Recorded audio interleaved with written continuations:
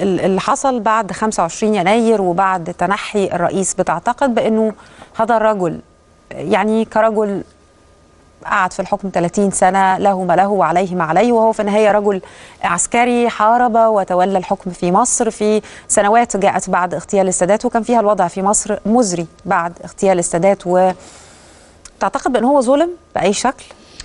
شوفي، التاريخ كفيل أنه يحكم على الرئيس مبارك 30 سنة من الحكم و6 سنوات نائب للرئيس. في وقت الرئيس مبارك كان هناك إنجازات كبرى.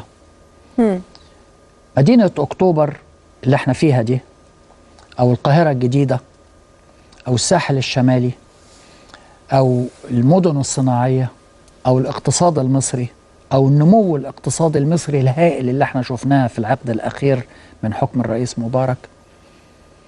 مصر لما أخذها الرئيس مبارك كان الناتج القومي بتاعها في حدود 40 مليار دولار.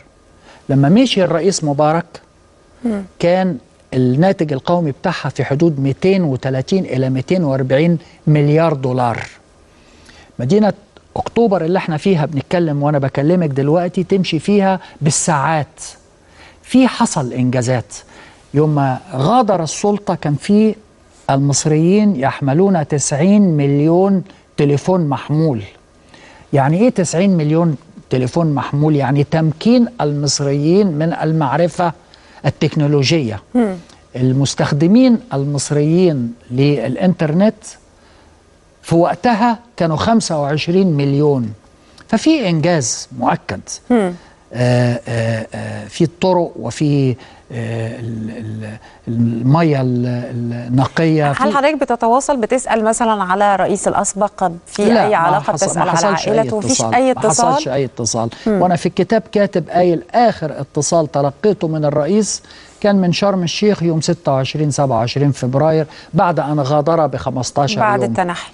وكان حتى على التليفون الأرضي، يعني مش هو اللي كلم حضرتك؟ هو اللي اتكلم. ولما اتكلم أنا قلت في الكتاب كان عاوز يعرف هو الوضع في ليبيا إيه. كنت لسه أنا وزير خارجية وهو كان رئيس ترك السلطة ومقيم في، يعني ما عندوش أي مسائل قانونية قبل ما تظهر بقى كل الإشكاليات القانونية بعد كده والاتهامات. التاريخ هو اللي كفيل أنه يحكم على الرئيس مبارك. لكن من الحاجات اللي أنا أشوفها مفيدة جدا له وإلى إيجابياته أنه مصر ما دخلتش في أي صدام مسلح أو في أي مغامرة عسكرية خارجية.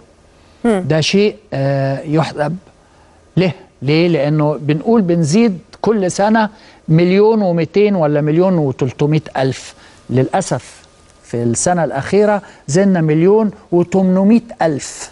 بنزيد بتوحش، والزيادات دي مش قوة، الزيادات دي ضعف لأنها بتستغل ما عندناش الامكانيات ولا نعلم ولا نحط خدمات طبيه ولا ناسس ولا ناهل ولا نعمل حاجه خالص. ناس مؤهله لسوق العمل. فما دخلناش حرب.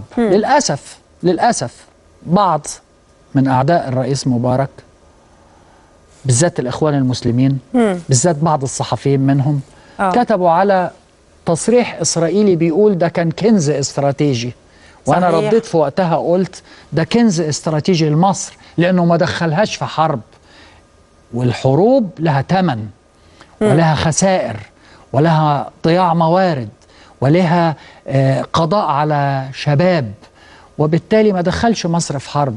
واذا كان الجانب الاسرائيلي بيقول ده كنز استراتيجي هو يقصد بيها انه كنز للسلام، انه ما خلاش مصر تنضار وتخش في صدام مع إسرائيل. وكان يستطيع أيام طابة كان يقدر يقول إيه هناخدها بالقوة وبالقتال.